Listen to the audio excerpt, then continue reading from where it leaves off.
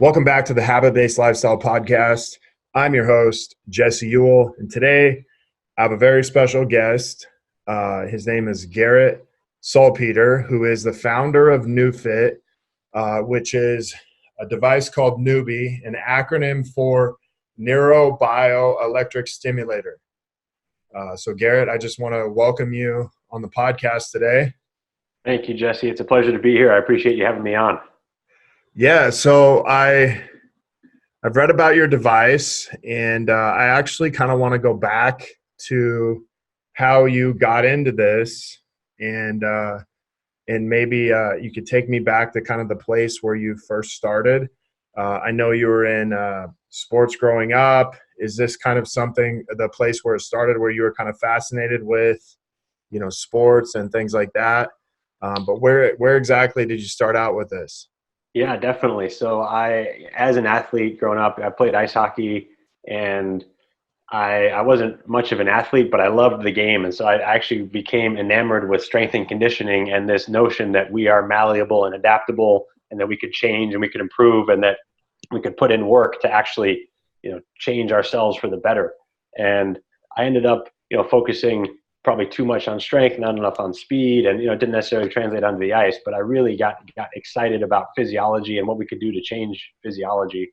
And I at one point thought I was going to go pre-med until I had these injuries, and my experiences with traditional physical therapy, traditional orthopedic medicine were just, I could just tell that wasn't for me. So I ended up switching gears. I was set to go to engineering graduate school, and then my last year in college, I was already set to become an engineer. I had this really life-changing experience where I had some torn ligaments in my wrist.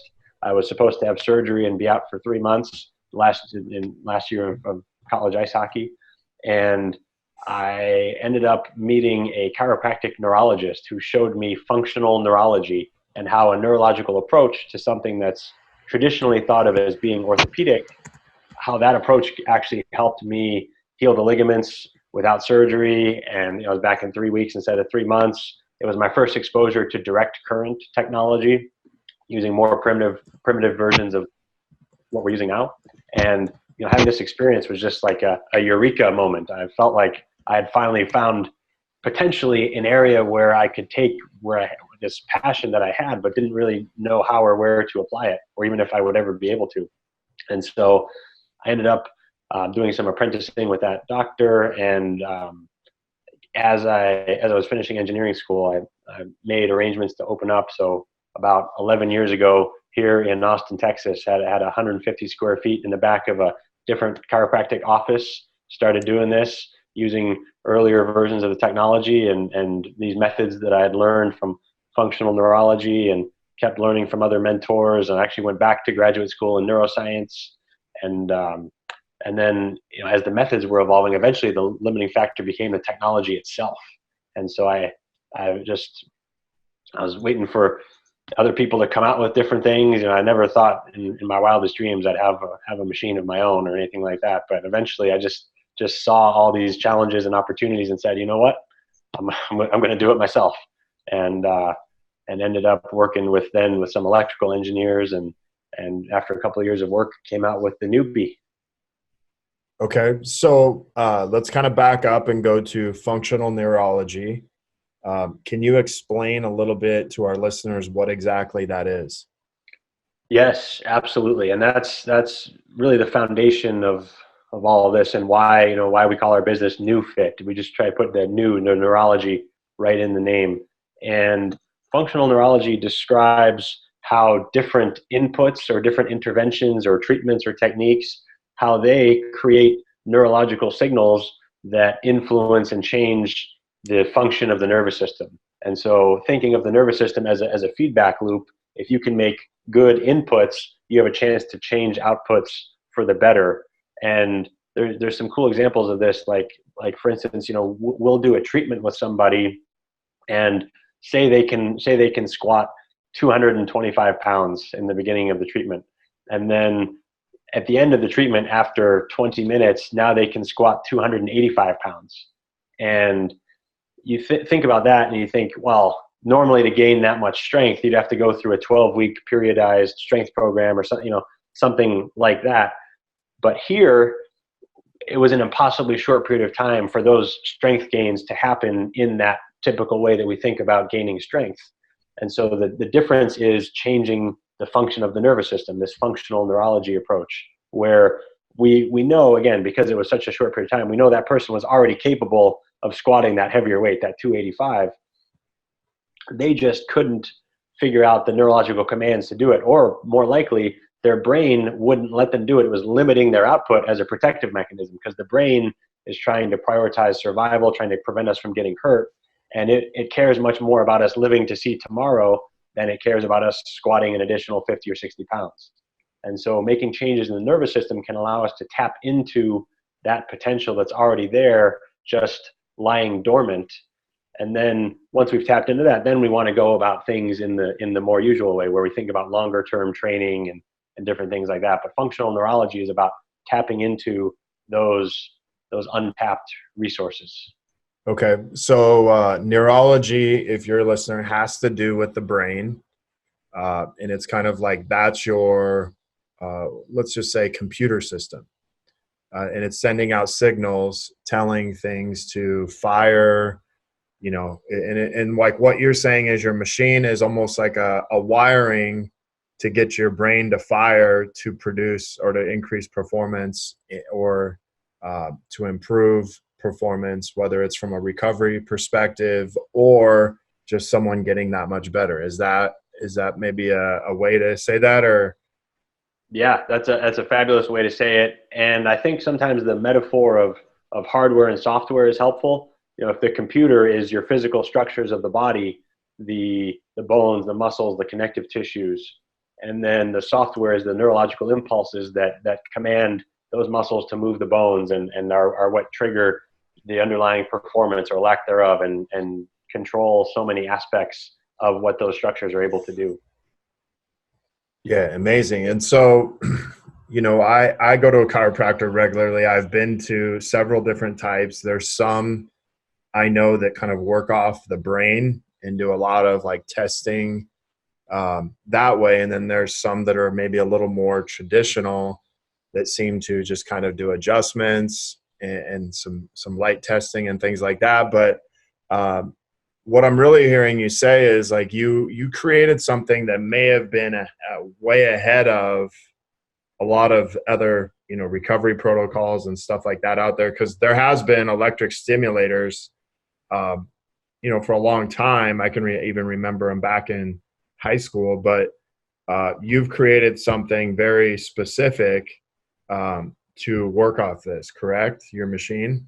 So there definitely is, as you said, electrostimulation has been around for a while. There's a rich history of electrical stimulation. And so it's definitely a case of standing on the shoulders of giants and building off of what has come before us.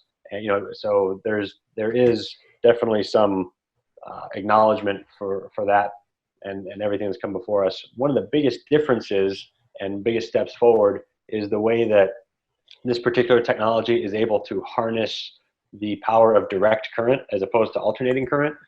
And many of the device, actually a vast majority of the devices that are out there, the TENS units, the Russian stem interferential, the ones you might buy at Walmart or the other ones you buy online, are going to be alternating current. And there's some benefits with that. At a lower level, you get some mild stimulation, you get some increases in blood flow. However, when you turn it up to a high enough level to really make a difference, and that signal volleys back and forth, you end up causing co-contraction. And that's, if you're trying to move this way, but you're being resisted here. It's like you're trying to do that, but your muscles are in a tug of war against each other. It's almost like driving a car, hitting the throttle and the brake pedal at the same time. And that, as you can imagine, has some downsides. It can cause the body to become less efficient and waste energy, having to overcome that internal resistance of excessive tension in the opposing muscles. And it can also train the body to stiffen and shorten. And we want to be more pliable. We want to be able to bend but not break. Whereas the shorter and stiffer those muscles are, the more likely they are to break. And so you can, in theory and in practice, increase the risk of injury as well. Okay. So So what you're saying is you've created something. Is this something that no one else really has tapped into or created? Is this kind of like unique to you and what you've spent your whole time doing? Because I So can remember, I can remember some of these direct current things, getting them from like Asia, putting them on and like, okay, man, like things are going to change. And it was kind of like nothing happened. hmm So there are a couple other devices. Like even when I had my experience with my wrist injury that I shared with you, I did get exposure. That was really my first window into some of the effects of direct current and what it can do for healing tissues of the body. That's something that the Soviets knew in the 70s. The issue then was that to get therapeutic levels of direct current into the body, it would literally burn the skin. And so, their athletes would walk around with burns on them, and they could do that for Mother Russia, but we couldn't necessarily do that over here. And so there are other direct current devices out there. Typically, they use much lower power because of those same issues. So this is part of the benefit in the technology, part of that step forward is being able to get such high levels, such therapeutically effective levels of direct current into the body without any skin discomfort. So it's that refinement and the use of particular carrier frequencies and things like that. So that's part of what's in our first patent and some of the different things that we're doing. And then a big part of it, honestly, is besides the technology, is the methods for using it, the way that we apply it, the way that we use it to assess and treat, and the way that we implement it in training. Those are all definitely part of the process. So it's a whole system, both the technology and the methods for using it. And I think that's definitely where a lot of the value comes in as well, is in how it's applied. Okay. So are you a chiropractor yourself?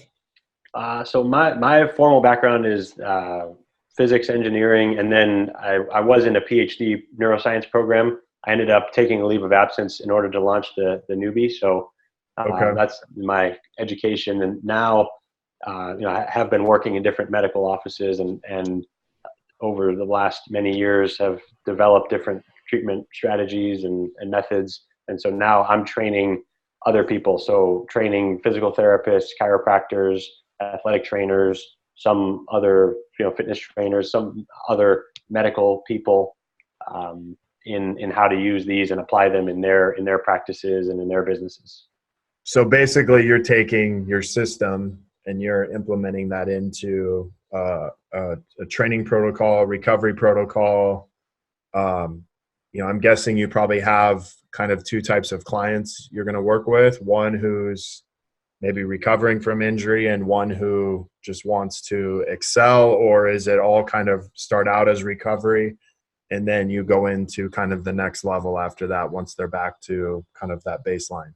That's a great question. So it's definitely both. People come in to see us or our network of practitioners around the country for both of those reasons. One being they're injured or in pain and they want to recover faster or more completely or more effectively. And then the other is that they want to improve their fitness or performance. And in many ways, the process starts in a similar way. And there's a lot of overlap between good, effective rehabilitation and good, effective training. In part because the first thing we want to do is identify where there's any neurological dysfunctions, where that software, we talk about software and hardware, where that software signal is off, because the same issues that would have someone stuck in a cycle of chronic pain, the same issues that would have someone with reduced range of motion or not able to do the things that they want to do that bring them in for rehab, those same types of issues and neurological patterns can be present in someone even if they don't have an injury currently and they think they're healthy and they want to do fitness or performance training. And so working on them from that angle first, identifying and improving dysfunctions first, is also very helpful because it sets the stage for them to be able to make progress much, much faster. Because so much training, if someone has those types of patterns where their muscles are fighting against each other, for example, it's like pushing a boulder uphill for the whole training process. It's going to be more challenging. Results are going to come more slowly. There's probably going to be more episodes of injury and more missed training along the way when you're fighting that uphill battle. So there is a lot of overlap in how we would start working with somebody, and then it may diverge, of course, depending on their goals. Okay. Yeah, I mean, I think a lot of traditional models of, physical therapy and chiropractic, or even training in the gym world, is kind of that gas and brake at the same time.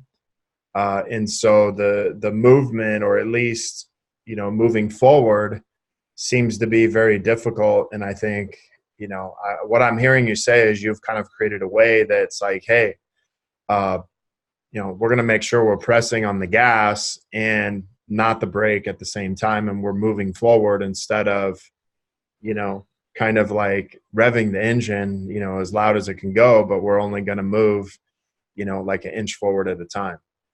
Amen. And that's a great way to put it. And I'm reminded, hearing you say that, of a conversation I had with a power lifter who we've worked with, who actually has one of our machines and is a trainer and implements this in his program with his clients. And he talked about how in the first year that he started using the newbie, he he could get an extra heavy session in every week because he was able to reset the tone on his muscles. So that's, I talked about alternating current and how it shortens and stiffens muscles. I don't think I even mentioned, so this direct current has the opposite effect, where it can preferentially relax muscles, reset the tone on muscles.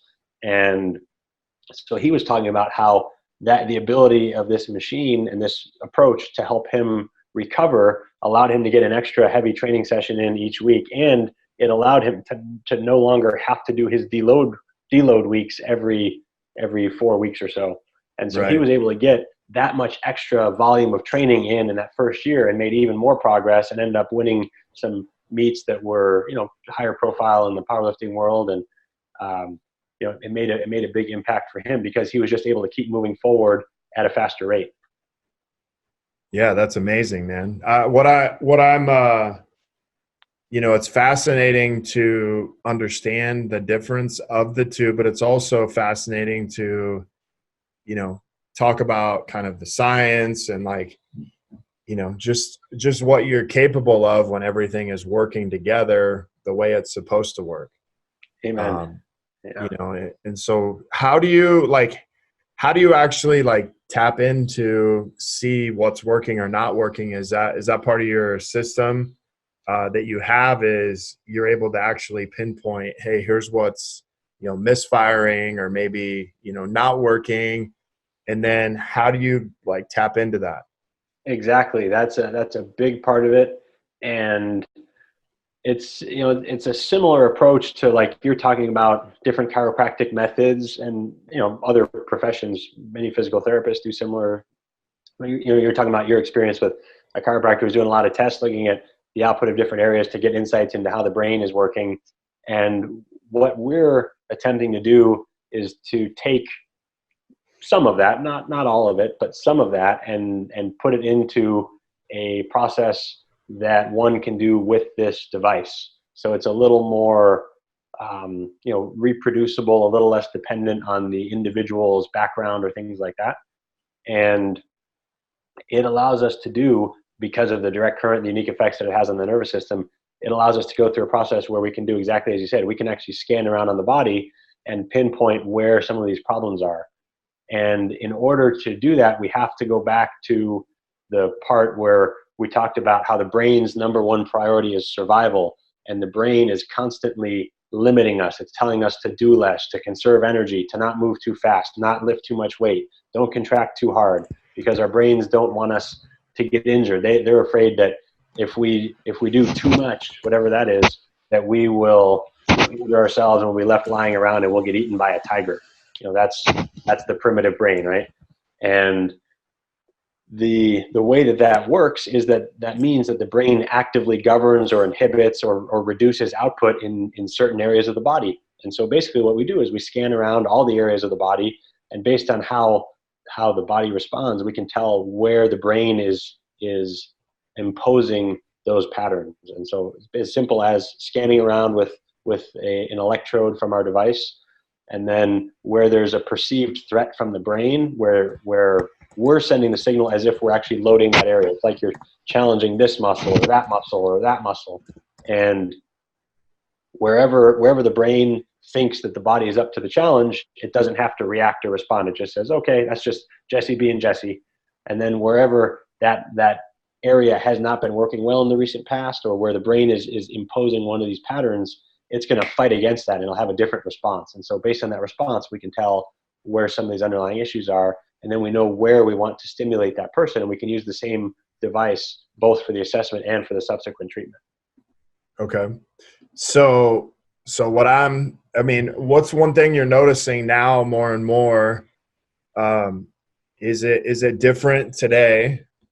Say today with you have all this, social media, iPhones, computers, access to everything versus 11 years ago. Are you seeing more people in this primitive state than ever before?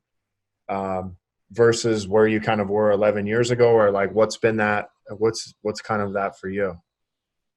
That's an interesting question. I think that there's certainly common issues that many of us have. I mean, and nothing original to me or anything, but we talk a lot about how chronic sitting is an issue, and how that leads to certain dysfunctions and certain postural changes. And so there are common hotspots that many people have. When we scan around on the body, something that shows up as more reactive, we would say shorthand would be a hotspot. So when I say that, that's what I mean. So the patterns of where those dysfunctions show up are, there's some commonality that we're some more common spots that we find, which I think might be based on like some spots in the upper back and shoulders from people, being on phones and typing and being at computers, being that thoracically rounded position and all that stuff. So that's something that I think, maybe there was a little more of it. It was already a lot of that even, 11, 12 years ago, but maybe a little more of that. I do like with social media, there's the opportunity for any news or any information, good or bad, to spread faster. But there are, I think, more opportunities to get good information and to follow on social media people like yourself who are sharing valuable information, who are really, getting helpful pointers and helping people understand both tactically what they can do and strategically why it matters. So that's one of the things that I just I think about when I think about the last 10 years and hear you talking about social media. Yeah. No, I mean, it's definitely, it definitely helps. I also see a lot of clients who it can put them in kind of this state of, fight or flight, just based off of, comments or stuff going on, on social media. So I kind of look at it both ways. It's like, hey, you can get a lot of great information on there, and you can also kind of get addicted to, the stress and stimulation of it also. That's true. Definitely a downside. Yeah. So let me ask you this. This is in chiropractic clinics, physical therapy, some, trainers and stuff like that. But where are you seeing the biggest changes or the biggest results in this from those perspectives on how this is actually helping clients? That's a very good question. So the answer is it's going to be pretty broad, and that is, I think, by design, because when you work neurologically, you have an opportunity to affect change in so many areas, because the nervous system is the master control system of the body. So you can affect change in muscle firing patterns, in movement, in range of motion, in strength. So anything around athletic performance, you can affect changes in pain. You can also affect changes in other things that are controlled by the nervous system, like organ function. So sometimes the autonomic nervous system or other things that the nervous system controls. So there is a wide range. Originally, when I first started out, and still to this day, one of the biggest use cases is definitely helping people recover faster from acute injuries. So think athletic injuries, or you fall and hurt something, sprain an ankle, separate an AC joint, something like that. Recovering from those and those traumas, traumatic injuries, and the trauma of surgery. And a large part of why it's so helpful there is that many times in life in general, I think this is a great principle. It's not as much about what happens to us as it is about how we respond to it. And the way the body responds to trauma is by contracting and protecting, thinking that that tissue is going to get attacked again at any moment. And so that a lot of why it takes so long to heal is that in the process of guarding and protecting, the body actually, by shutting down that, closing off that area, reduces the ability to send blood and nutrients and raw materials in to heal.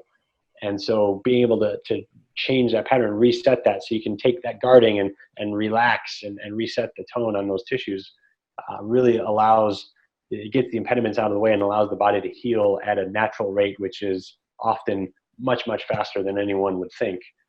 So recovering from injuries like that, also injuries and surgeries, and then chronic pain. People who have chronic pain, we've seen some incredible outcomes, where people feel like they get their lives back.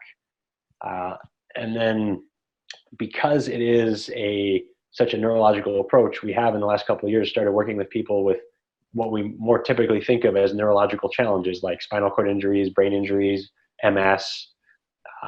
And we've seen, we're in the early stages of doing some work there, and we've been working with some leaders in those fields and seen some really cool things. Some people make very little progress over a long time. Some people get out of wheelchairs and make life-changing progress in a matter of a few months. And so we're still trying to figure out the ways to optimize all of that, but we've seen some really cool outcomes there.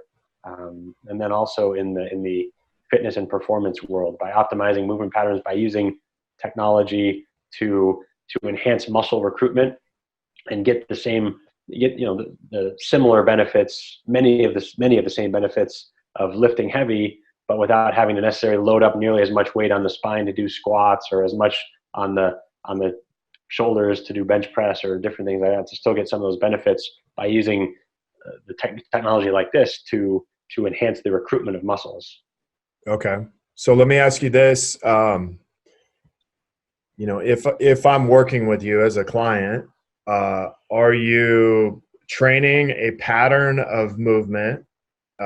Say if it was like recovery, or someone laying down on a bed, like how does that exactly work? Or is it a little bit of both depending on kind of where that person's at?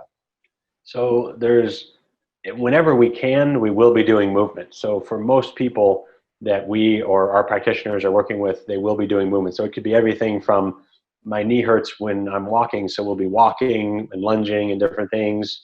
It could be my back hurts when I'm hitting a golf swing, and so they might actually start swinging with the machine on to reset that exact and retrain that exact movement pattern. Because if their back hurts when they swing, there's something about how they're coordinating that movement is likely off or dysfunctional. And so being able to combine the right stimulation in a very targeted, specific, meaningful way can help them retrain those movement patterns oftentimes very quickly. And so people will actively be moving while it's on, unless we're working with someone who's paralyzed or has Sure. lost function. Then sometimes we'll be doing the movement for them, or it'll be more passive. But for the most part, it is a very active treatment, which again is another component that with traditional electrical stimulation you normally can't do because of that, where it locks you up. Okay. Yeah. So, I mean, that kind of makes total sense. Is the traditional way of doing this. You'd lay down and, you're feeling this. So what you're saying on this is you're putting people in the pattern that may bring on, pain, or may bring on some type of dysfunction. And that's the pattern you're training them through to get them to start firing everything that needs to be fired to perform at an optimal level. And then obviously if they have some type of, trauma or disability, you may be just working through that range of motion in a passive way while the machine's working. Exactly. Yep. And we've found that, if you think about corrective exercise, if someone's trying to work on some new movement pattern, it might take tens of thousands of repetitions. And with the feedback from this machine and the way it can accelerate that re-education process and the learning associated with that, it could happen in thousands instead of tens of thousands of reps, or just that much faster. Yeah. And for people listening to this, I mean, typically if you have surgery, or have some type of injury, the recovery time is, 3 months, 6 months, 9 months, 12 months, depending on the injury. And a lot of times the traditional model of PT is just to get you back to like baseline. It's not to really get you past that. And really what I'm hearing you say is, hey, we're going to not only get you to baseline, but we're going to get you past that in much shorter amount of time. And I'm kind of hearing that's what you're seeing a lot of, is people are recovering, faster from injuries, trauma, surgeries, whatever that is, or just getting stronger in a faster setting. Absolutely. Yeah. That's a great way to say it. So I come from 20 years in the personal training industry, where it was like corrective exercise, all these things like you talk about. But one of the frustrating things is what happens when people, maybe how long do you usually prescribe a treatment, or is it ongoing, or once that movement's corrected, do you move on to something else, or is it just entering into more of your protocol? So it depends on the person. Many people come to us to reach one immediate goal or milestone, to get out of pain, to be able to get back to playing a sport, or be able to get back to lifting up their children, or be able, lifting up like a smaller child, probably not a grown Sure. child, but and for some people, once we work with them, and it could be 3 sessions, could be 10 sessions, whatever it is, getting over an ankle sprain to get back on the football field. When they're done with that, sometimes they'll go, we will have kind of reset that new foundation, and from there they'll go back to what they were doing, and we'll tell them that there absolutely is a chance that if they go down the same road they went down before, the injury can come back and we might have to work together again. Or there are things that they can do to maintain the work that we've done, and maybe even build upon it and continue to work. And so with some people, we'll say, well, what's the next goal? What's the next goal? And then we'll continue to work on that. And so it's definitely an individual case-by-case basis, but there's a whole continuum that we have from that early stage rehab all the way through fitness and elite performance. And so usually we can help people at different stages, depending on how much they want to do with us. Sure. How often do you use this? So on yourself? I train with it depending on my travel schedule and different things, but I get at least 2 intense sessions in with it a week. And so 30 minutes twice a week, and I can at least, maintain all of my strength and health and fitness. And then when I'm home more, I'll get a third or a fourth in.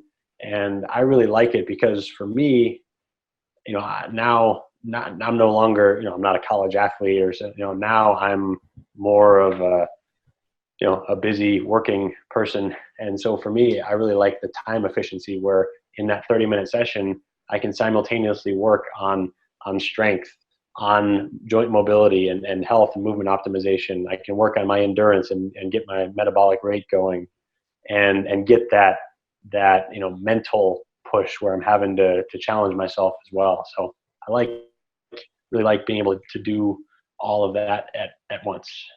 Sure. So obviously you've been using this for 11 years, correct? Originally it was kind of more primitive version. So only since 2016 or 17 have we had this version and been able to do all the things that we're doing with it now. Okay. So what's been the biggest benefit for you personally? For me, getting out of pain and avoiding surgeries. I mean, I mentioned the wrist surgery.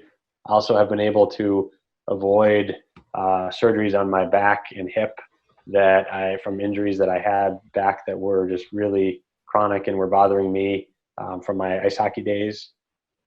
So that's a big one for me personally. And then now, I really do appreciate what I had mentioned previously about being able to train so efficiently and take, whereas I used to spend an hour to an hour and a half, 5 days a week in the gym, now I can get a similar amount of benefit, in these 2 30-minute sessions, even if it's 2 45-minute sessions, it still allows me to do it just in a much more time efficient way.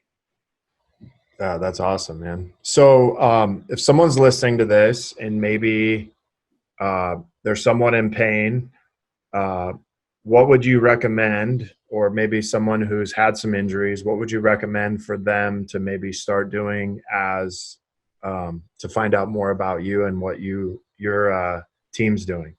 Yeah, definitely. So I would encourage anyone listening who does have pain or is working through injuries to check out our website, which is www.neu, like neurological, new.fit, no .com or anything, just new.fit. And then check out, I mean, you can certainly check out the content on there. At the top of the page, there's a locations tab, and I would look on there and see if hopefully there is someone nearby that you can see to actually try it out, because it's, it's one thing for us to talk about it, but it's another thing to actually feel what's going on. And most people, thankfully, experience a tangible difference and some improvement even in just the first session. So I would encourage people to try it out and see what you can find. And many times the process will speak for itself. Sure. And if you are, chiropractor, physical therapist, maybe personal trainer, maybe even massage or whatever, some type of athletic trainer, where can they go to find out more about the newbie? So there, we'll have a special landing page that everyone who's listening in that domain can check out. So new.fit, same website /habit. And we'll have a special offer actually for everyone who's listening to this podcast. So hopefully there, if you are in that physical therapy, chiropractic, athletic training world, and you're listening to this, please check that out. We've got a little special offer for you. And we'd love to talk with you about how it may be able to fit into your practice. Yeah, and I'm gonna have to go check one of these out next time I'm in Tacoma. So, heck yeah. I think one of the cool things is what people have access to now versus there's so many things that we have access to actually help assist people in getting out of pain, to where it's it used to be like, hey, you could only go to this person, or you could you go to the doctor and you get prescription. And it's like, okay, well, that's like masking the pain, but that's not really getting someone out of pain.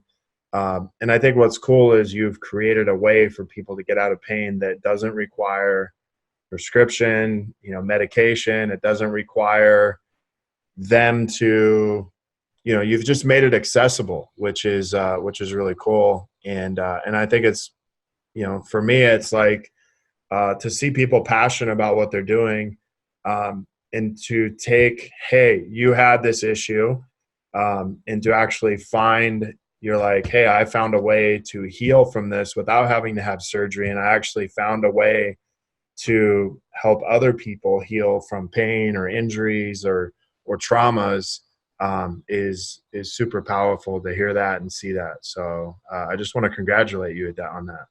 Thank you. Thank you very much. I really appreciate being on here. It's an honor to be on your show, and I appreciate the opportunity to share this message. Yeah. So what's kind of next for you guys in 2020?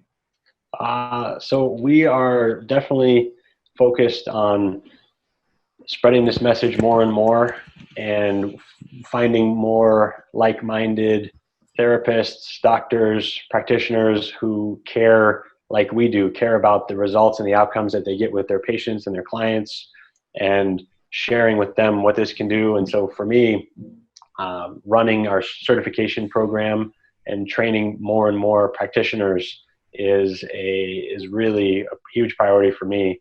And I love those. That's been one of the coolest things in the last 2 years is seeing how, we've been able to teach this work to people, and they've been able to go out and work in their communities and see and impact the lives of people that we would never be able to interact with, and how they've been able to get similar outcomes and make a really positive impact in their communities. So definitely more of that. And then we've got some research studies underway. We'll be looking at clinical outcomes for comparing what we're doing versus traditional physical therapy for patients recovering from different types of orthopedic surgeries.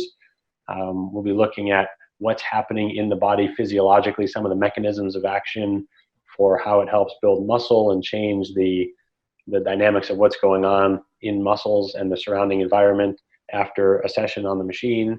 And then we also have some special opportunities to look at different populations with a hospital system here, looking at how this can help patients recover from strokes.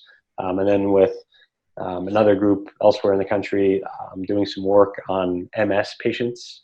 And wow. I'm really excited about a lot of the research that we have going on, and I imagine we'll have much more to share this year. Amazing. So one thing I want to back up on is you have a certification program where you get people certified in using this device. You provide the education and I'm sure the ongoing support in doing this. What is the process of that? Yeah, so for practitioners, so therapists, chiropractors, other doctors or athletic trainers, people who can implement this, some fitness trainers as well, we would have them watch some video, a few hours worth of video content in advance. So, for people who already have a physiology background, right? We're not just taking anyone off the street, but they watch several hours of video content in advance, and then they come to our level 1 certification. So it's 3 full days here to learn some of the basics, and that's enough to help people get started. It's kind of the 80-20 principle, giving people the 20 or 30% that helps them in 80 or 90% of the scenarios that they see. And then we have a whole, obviously you're not giving everybody everything they need in a long weekend. So we have that continuing education and a support infrastructure where people can log on to our group and ask questions and look up other discussion topics. And we have a library where people can refer to hundreds of, I guess just under 200 videos of different techniques they can reference. And we have regular mastermind group learning calls and different things to help with the education along the way. And then one other thing this year that I'm excited about is rolling out for the first time some of the more advanced certification levels. So we've got the level 1 that a few hundred people have gone through, and we'll start the end of this year the level 2, which is a fun project as well. Okay, awesome. And I would imagine having these, it kind of forces you to continue to grow, because it's like, hey, if you have level 1, and you got to have level 2. If you have level 2, eventually you got to have level 3, 4. And so that kind of pushes you with your learning. And I'm sure having other people use this device gives you an opportunity to kind of collaborate together to help, accelerate the learning and accelerate the results in your program. Oh, absolutely. We have people, using our technology who specialize with patients who have very complex neurological pain disorders and have very specific, clients who are working on bodybuilding or have very specific golfing clientele and do a lot of rotational work for golf or baseball or things like that, and many different specialties. And so working closely with people who are applying this in such specific areas and doing such a deep dive into these applications, helps us all get better and be able to work with them to tweak and optimize different recommendations and programs and methods. And so yes, part of it is by design. We want to all evolve and improve together. Sure. Yeah, that's awesome, man. Well, I just want to congratulate you one more time and just thank you for being on here. Yeah, thank you. I really appreciate you having me on, and it was wonderful. Thanks again.